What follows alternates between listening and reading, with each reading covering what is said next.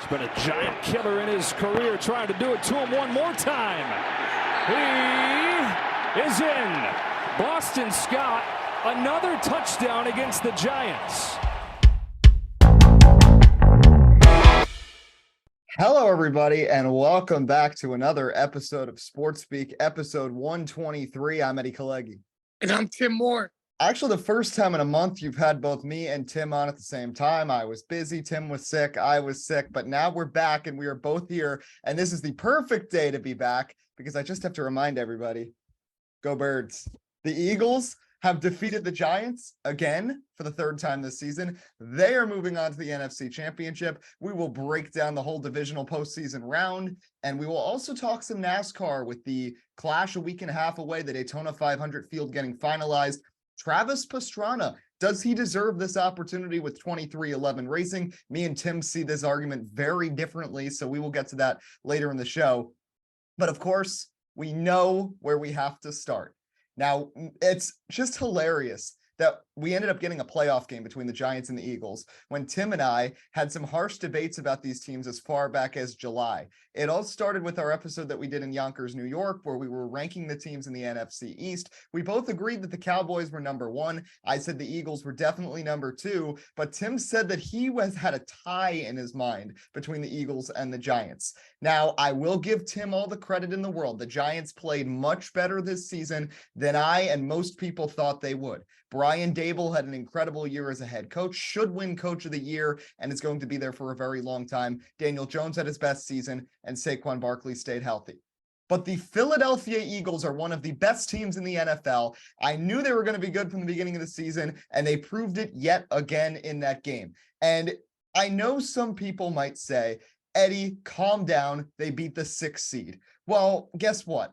I know if the roles were reversed, Tim would have come on here and would have been bashing Jalen Hurts because he wouldn't have won a playoff game at this point in his first 2 years, and bashing Nick Sirianni. So I will go the other way.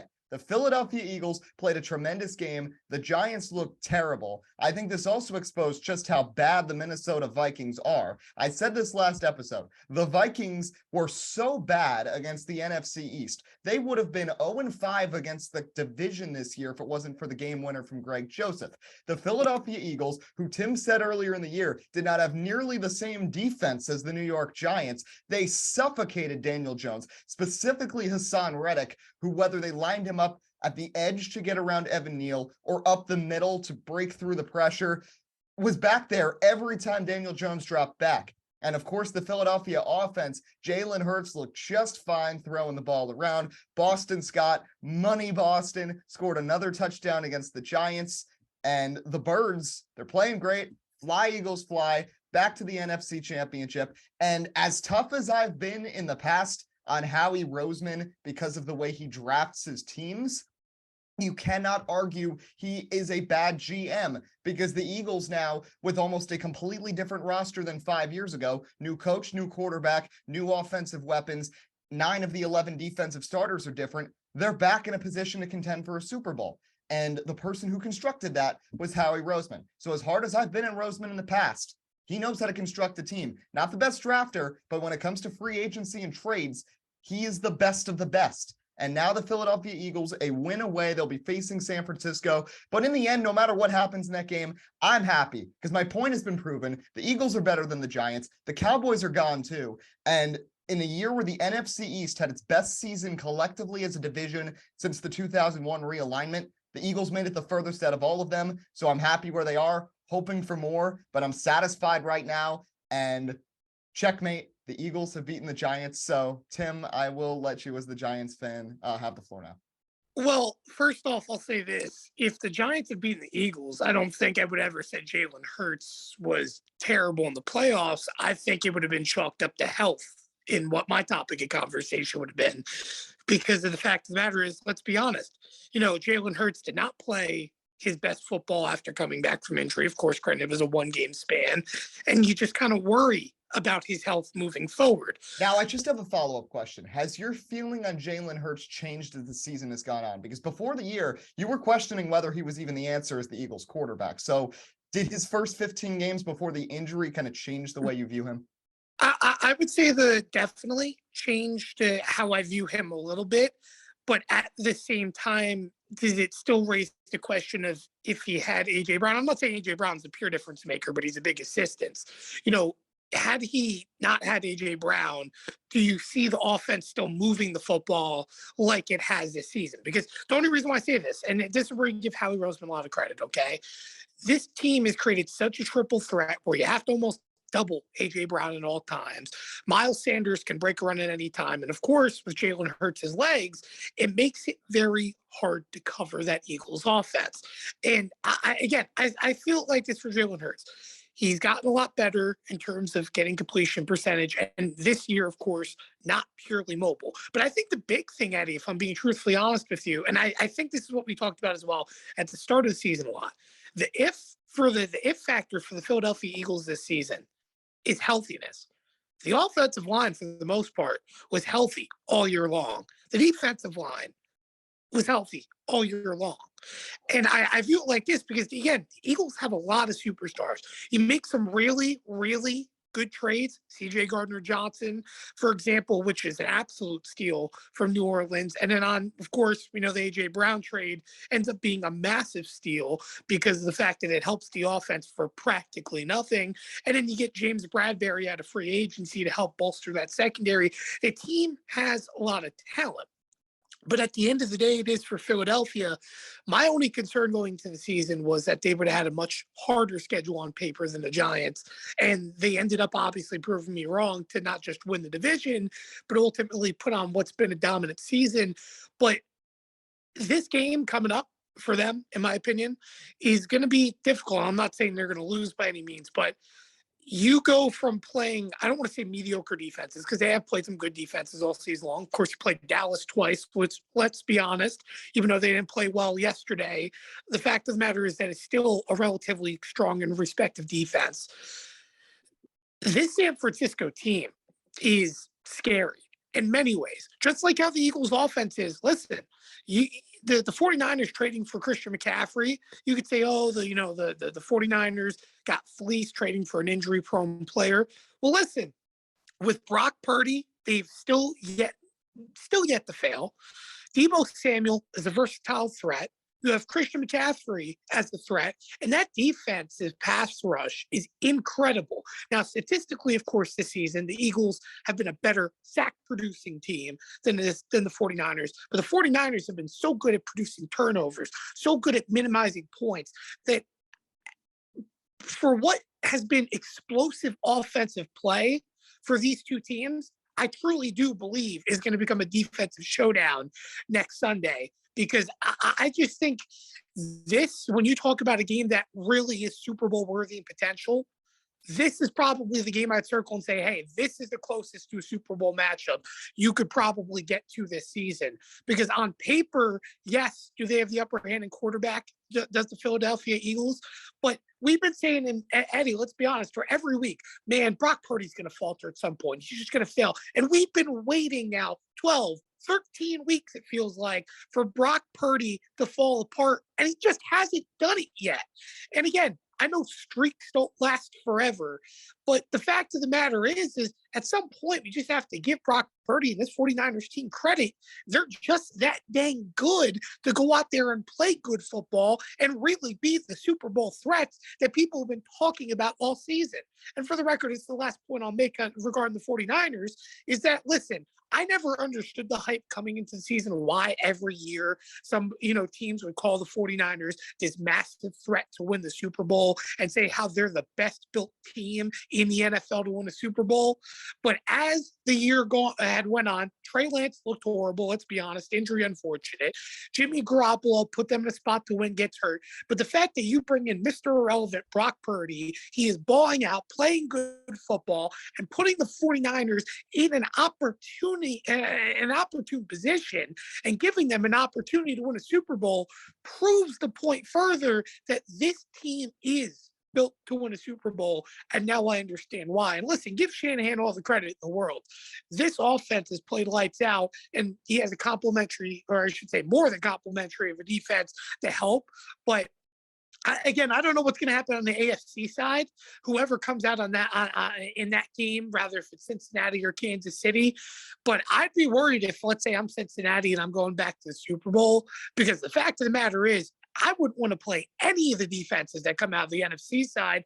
And originally speaking, our last episode going into the playoffs, when we briefly talked about it, I said, hey, the AFC side, when you look in terms of offensive production, would probably be the side you'd be most worried about.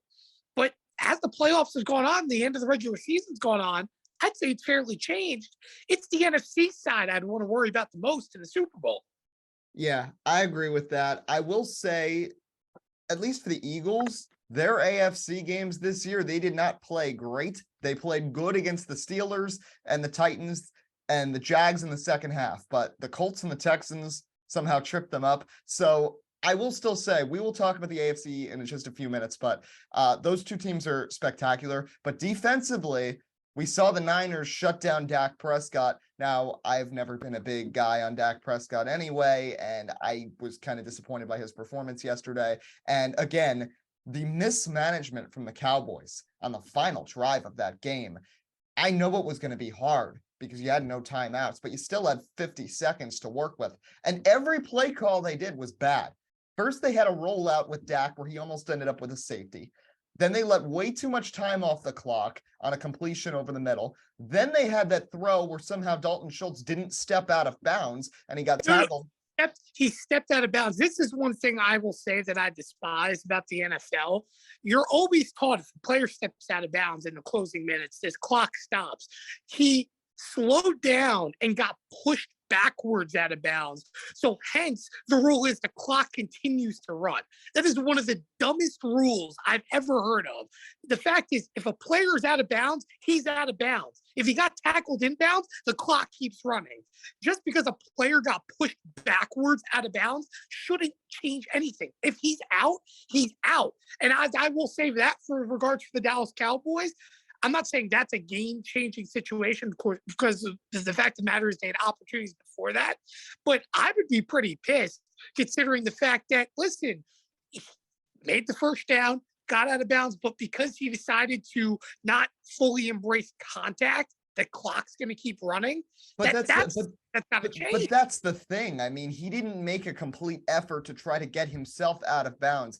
That's why I can at least understand the ruling. I'm not going to say I agree with it, but Dalton Schultz has to make a bigger effort. And then there's worse plays after that, because then the next play, Dalton Schultz, I mean, you have to try to get both feet down. This is professional football, and he didn't. And then I don't know what that play design was for the last play of the game. Obviously, not getting the completion to Schultz meant you were going to have to try a lateral play, but why do you line up all the offensive linemen out to the right side, have Zeke line up by himself, two rushers at Zeke. Prescott has no time to get the ball off, and he throws it to maybe the worst option there. You had Turpin on an under route for 5 yards, and you had Jimmy Ward and another Niner read it perfectly and get right there. So it was a horrendous play design by Dallas, and I still think Mike McCarthy is potentially on the hot seat here. But before we talk about that, I want to get your take on the Giants, because the other thing I wanted to talk about with the Giants, they did not get to 11-6, but as I said, they did better than I thought they would, and I give them all the credit. But I read your Twitter, and then I got very confused. Daniel Jones had a great year. Daniel Jones deserves a contract. He proved that deserves the starting job, at least for the near future. But 6 years. 6 years is what you said. To me, 6 years is outrageous. And your argument to me was that the market might set it where the Giants are going to have to guarantee him extra years. I say the opposite, because Russell Wilson, just like we saw in the NBA, Rudy Gobert scared a lot of teams away from making moves in the offseason because of how bad that deal was. The fact that this Russell Wilson move and subsequent signing could be one of the worst things we've ever seen in the NFL, I think is going to scare teams. And it's not like Daniel Jones is the only productive quarterback that's going to be out there. Derek Carr, Lamar Jackson, Tom Brady, and Jimmy Garoppolo may all be available. And in my opinion, all 4 of them are better than Daniel Jones. Plus, you have a draft class with 4 quarterbacks expected to go in the top 10. So 8 teams that are looking for a new quarterback are probably going to get them before they'd even consider Daniel Jones. So I don't think the Giants are going to be pressured into giving him 6 years. If you're going to give him 2 or 3, I'm fine with that, but I think that is way too much of a commitment. I agree with what you said about franchise tagging Saquon Barkley, because I think there's even more of a wild card with him because we know he gets injured every year. This was the first season he was completely healthy. Let it sit another year, give him another chance to go a full season. I agree with tagging him. I like your idea about bringing in DeAndre Hopkins, but 6 years for Daniel Jones to me is just insane. I mean, the fact of the matter is, the reason why I say 6 years is this, is that I truly believe there are going to be teams, particularly in the NFC South, like the Carolina Panthers, that are going to want to bring in a quarterback like Daniel Jones that have that mobile ability and have that fact of the matter for the long term. And listen, I'm not saying that, Daniel Jones is playing to a superstar long-term level, but realistically speaking, I mean, there's no quarterback in college right now that the Giants, let's say if Daniel Jones isn't the answer, the Giants can turn around and draft. And here's the big thing. Here's the reason why I mentioned long-term years, Eddie. You expand the years upon and you give him a $120 million contract. Suddenly that blow, if the Giants choose to cut Daniel Jones or trade Daniel Jones, diminishes drastically rather than giving him $30 million a year for a 3-year contract or a 4-year contract if he turns out to be horrible after this season.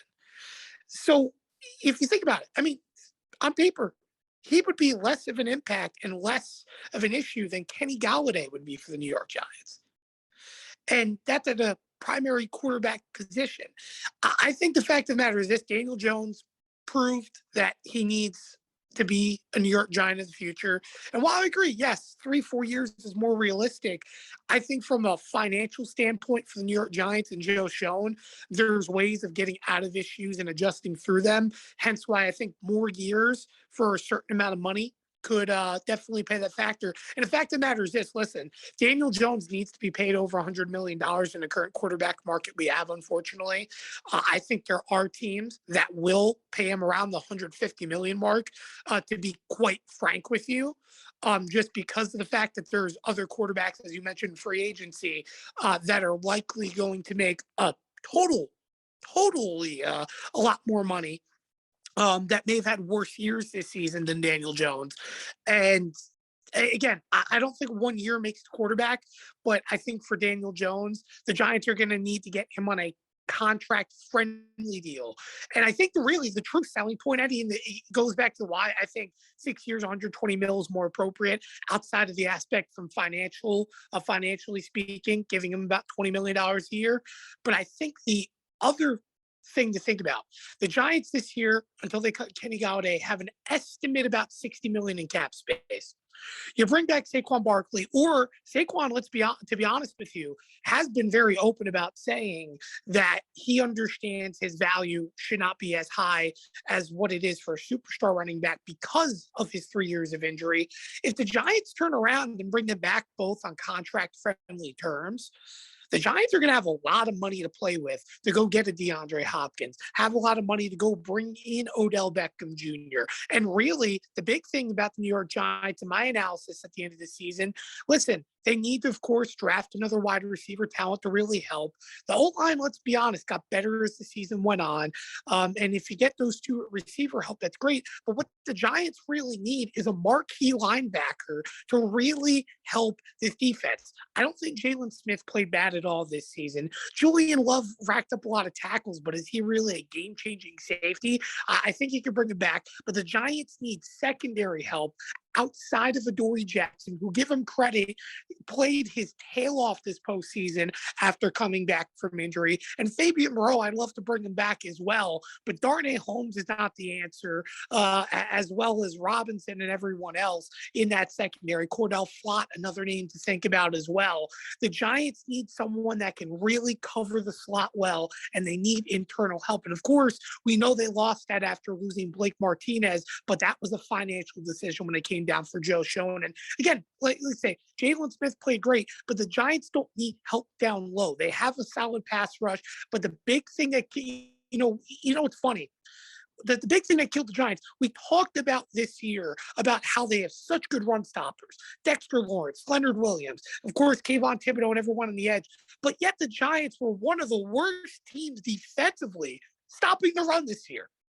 So we have such good run stoppers, in that front, in the front line, but yet we couldn't stop the run. And that goes to my point of, again, well, if it's not your downwards lineman, it has to be in the linebacker position. So I'm hoping the Giants can turn around and get someone that can play that linebacker position effectively. And there is a little bit of a market for it. Who's it going to be? I don't know. Maybe the Giants draft someone. But the point is that they need depth. That's what this offseason is about. Now that you have the finances, you need depth, and that's how you're going to build a team around Daniel Jones, and especially on the defensive end, maybe get a little bit of help for a team that, let's be honest, of course, didn't have anything for Philadelphia, but overall, statistically looked appealing in a regular season, but had a lot of trouble on third downs this season. Well, and I agree with all of that. And I agree with your direction with what they need, because it's pretty obvious they need depth, especially in the defense, because the team fell apart middle of the season when everybody got hurt because they had nobody there that they could replace them when they went from 6-1 to 7-6-1, and they went 1-5-1 in that 7-game stretch. My question for you, though, is it worth it to sign Daniel Jones for 6 years, though? Because you were the same person who last month, when the Yankees signed Carlos Rodon, you didn't like them signing him based on 2 good years. Daniel Jones has gotten better over the 4 years, but he still has a lot of flaws. And again, I worry that the Giants become, too short-sighted by just what he did in the 2022 season and then lock him up, and then you're stuck with him. And I know you say if he's making less money, he'll be easier to trade, but if you're stuck with 5 years of guaranteed contract, maybe a team's not going to want to do that, because then they're stuck with him for a long term. I think the only reason, if he's playing bad, a team would trade for him is if they think they could fix him in the short term. They're not going to trade for him for a long-term deal if he's locked up for so many years. So I just am curious about your logic there. Well, it's the fact of the matter that, just for example, with like Kenny Galladay this season, where, let's be honest, the Giants are probably going to cut him, but it's the same thing with Daniel Jones. 120 million in retrospect of a $20 million per year contract. Let's say, and let's be realistic, okay? Daniel Jones, if he were to get cut by the Giants, would probably still be playing 2 to 3 seasons, unless next season he has the worst season of any quarterback that we've ever seen. So with that being said, hence, if he's played 3 years out of the deal, year 4, year 5, the Giants can cut him if they can't get trade value out of him, which goes back to my point of, listen, 6 years, I think, establishes that there's the confidence. And this goes back to the point, too. If you've noticed this whole season, rather if it's stable or shown, everything they made decisions around this year is built around confidence and dependability. And by giving Daniel Jones a contract like that, proves that that Joe Schoen and Brian Dable truly trust that Daniel Jones is that dependable guy.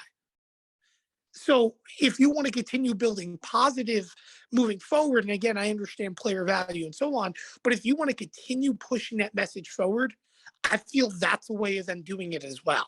And again, it goes to the point of why I just still think is that, yes, I know maybe teams may not want to trade for a player that has guaranteed money, but at the end of the day, there's so much around finances that Joe Schoen's going to have to work through.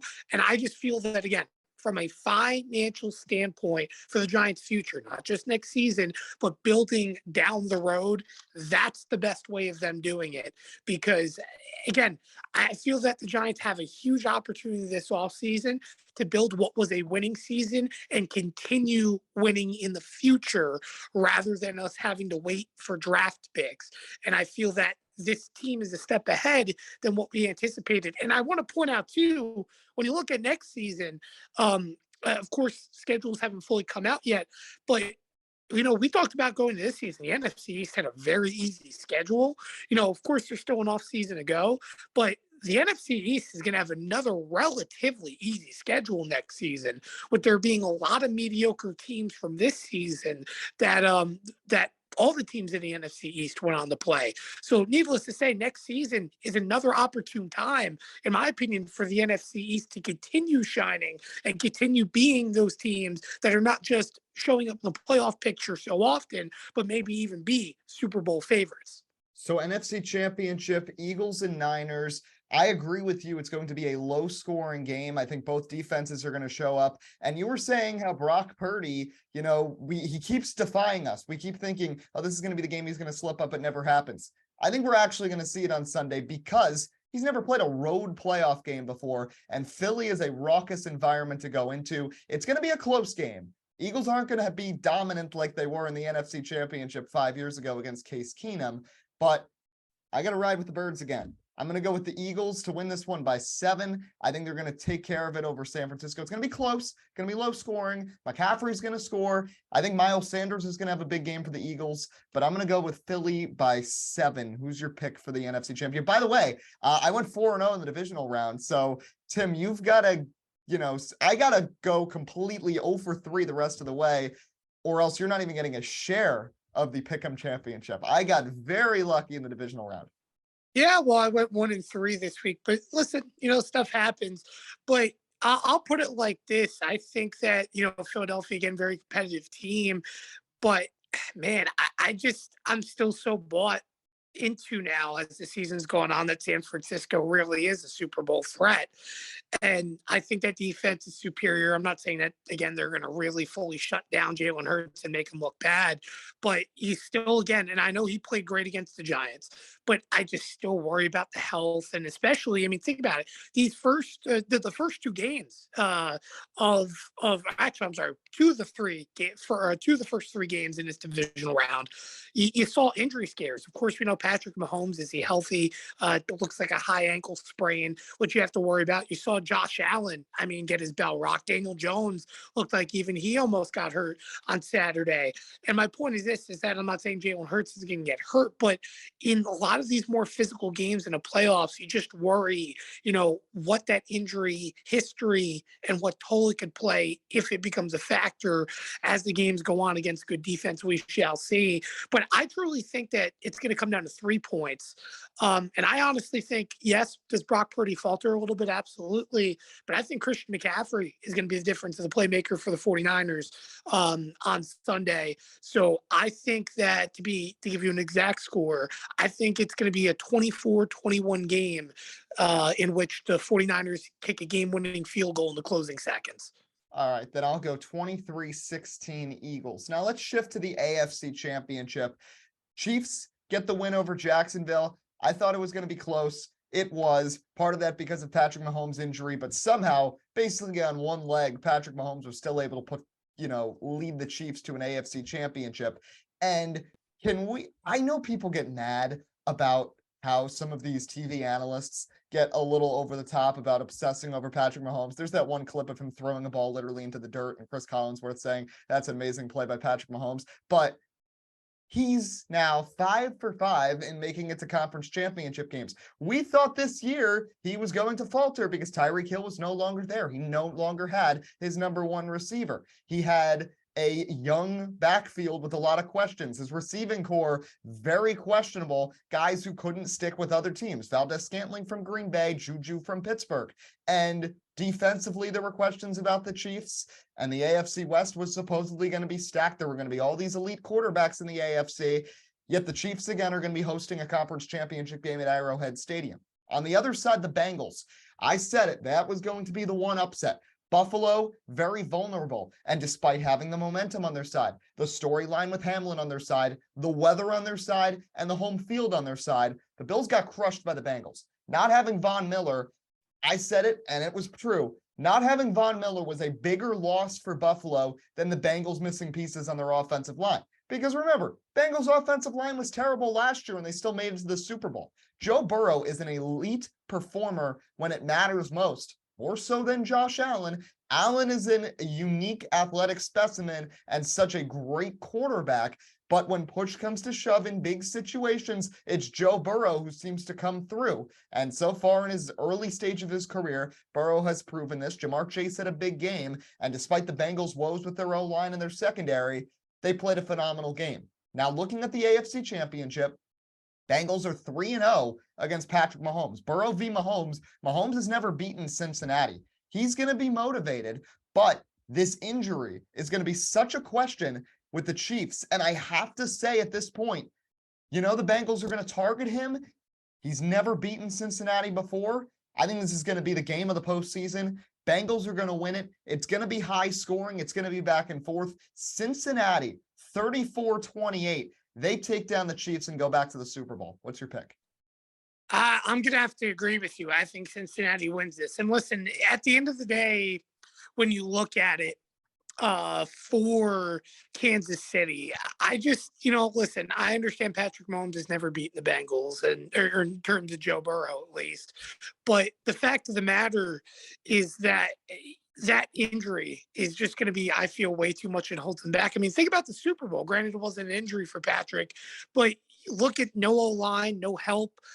That team fell apart. Now, of course, the O-line's a lot better, but I just don't see how a quarterback with a leg injury that has been very prioritized about his throwing ability in his lower half and his mobile ability to make plays matter is going to be able to do that in a game like this. And listen, the one thing that impressed me about the Bengals against the Bills more than anything else is that they continue to play aggressive passing through the snow. They didn't slow down the offense. And honestly, I think Tony Romo really hit it on the nose in terms of Joe Burrow's style. And to be honest with you, Joe Burrow's really putting up a Peyton Manning-esque type offense where he just breaks it down, gets to reads, and it becomes very hard to cover. And it proves how smart of a quarterback he is and how much he studied this game. And I think people, again, I know Joe Burrow, when you talk about NFL quarterbacks, not a lot of people throw him in the top 5 and say he's up there as the elite level.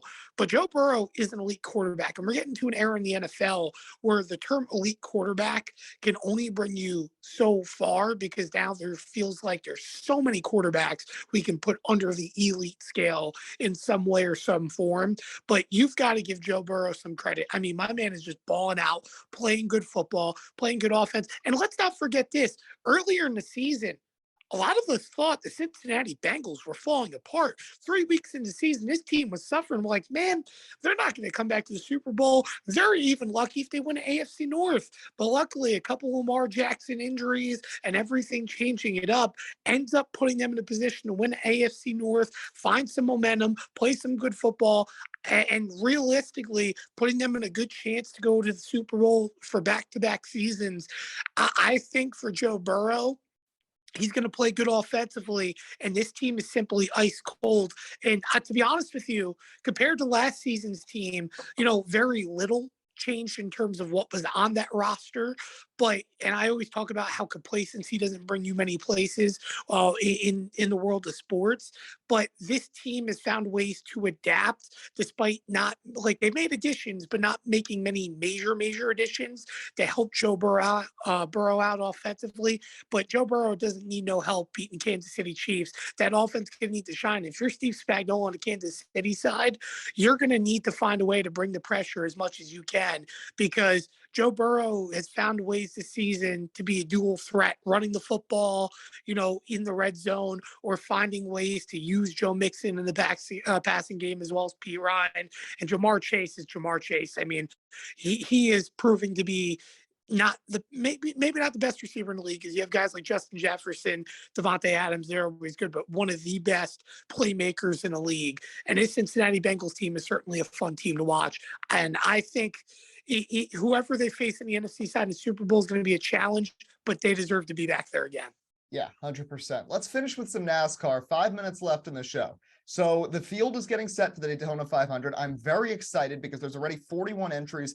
I have a feeling we're going to see 1 or 2 more, maybe Team Ezemans, maybe Money Team, but already the 5 cars are all financially supported. And in my opinion, 5 of them are capable drivers. Tim will say 4 of them are. But in the very end, we're going to get interesting duels, which I think NASCAR needs because we haven't gotten that in many years. Now, the one questionable car, obviously, you've got Austin Hill, Chandler Smith coming up from the lower series, definitely deserving of the opportunity. Zane Smith won the truck race at Daytona last year. Jimmy Johnson is back. He deserves it. 7-time champ, now teamed up with Todd Gordon.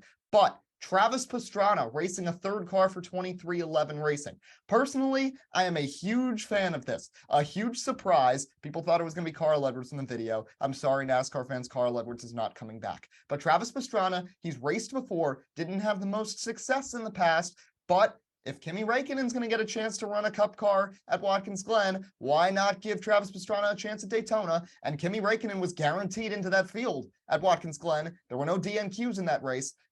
Pastrana could very easily DNQ if he doesn't belong. And, with Pastrana, I think this is a huge idea because you now have his cult following that's going to come over and watch the race, bring new eyeballs to the 500. And there are a lot of people that cheer on Pastrana outside of NASCAR that like his rallycross. He broke Evel Knievel's motorcycle jump records. He has a major track record in the motorsports world. And for NASCAR, to get someone who's not from a NASCAR background that wants to run your biggest race, I think that's cool. And if you're a NASCAR fan who's one of those proud people who say that NASCAR is the top motorsport, if Travis Pastrana fails, that only makes your drivers look better, and it shows how difficult the Daytona 500 really is. So I really don't see how there's any sort of drawback to this. And I think Pastrana getting a chance is huge, and it's going to bring a lot of eyeballs to the 500 of people who wouldn't typically watch the Great American Race. See, that's where I disagree, because I don't think it's going to bring as many eyeballs as what you think. Travis Pastrana is a washed individual in regards to the sport of racing.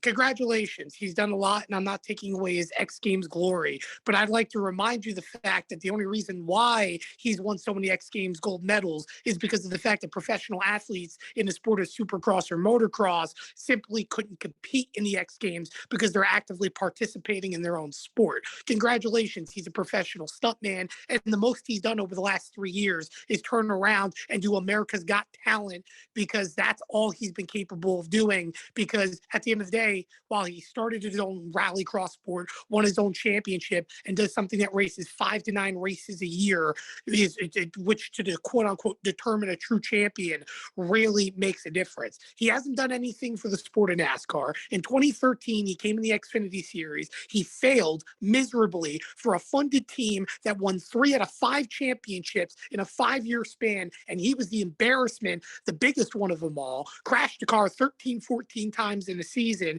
and that excludes practices, and had so many DNFs that after 1 year, he was out of full-time riding. 2012, had a chance, okay, everyone bought in then, of course, to come in the car, get his opportunities, broke his leg in the X Games, which was unfortunate. And by the way, I was a big Travis Pastrana fan then. But the fact of the matter is, disappeared from the sport after failure, and then turns around and magically has a Cup Series opportunity despite looking nowhere near good or making the field in his part-time opportunities in the lowest series at the time NASCAR had to offer. Had he come to the Cup Series with an underfunded team, maybe I would have respected it. Maybe the fact of the matter is, though, 23XI is a team that has funding and is one of the top 6, if not top 5 teams currently there to offer a NASCAR. And the way it sounded from 23XI, the whole, oh, well, we just needed a car anyways, I guess, to, really prepare for Kurt. That's great. They weren't out there seeking for Travis Pastrana. And I'll say it like this to end it off. I think it's an absolute joke that Pastrana utilized the American dream as his reason of why sponsors should back him for the Daytona 500. You mentioned Kimi Räikkönen. That's all great and grand. Kimi had barely any NASCAR experience other than one Xfinity Series one-off. Travis had a full-blown, full-time experience. And by the way, you mentioned the sport of supercross or rallycross. Guess what? There's a guy that also participated in NASCAR and worked his tail off to try to get to the top level, and his name was Ricky Carmichael. So at the end of the day, Travis Pastrana, bye-bye. Hope you fail in NASCAR, because I'll say it like this: undeserving to be in the Cup Series level. And by the way, there is a 6th entry who I also feel very undeserving, but at least has worked his tail off in the Xfinity Series level. His name in a 15 car will end up being Riley Herbst. Well, yeah, I agree with you on that. I think Pastrana, I think it's cool. And hey, somebody views the NASCAR as the American dream, I'm all for it. But we'll finish with that. We'll have more to talk about. We're going to have Eric O'Connor on at some point very soon to preview NASCAR, talk some Supercross. But that'll wrap up this episode. Follow us on Twitter at SportsBeat Live. Until next time, go Birds. I'm Eddie Kalegi. And more. Signing off of SportsBeat. We hope you have a great rest of your week.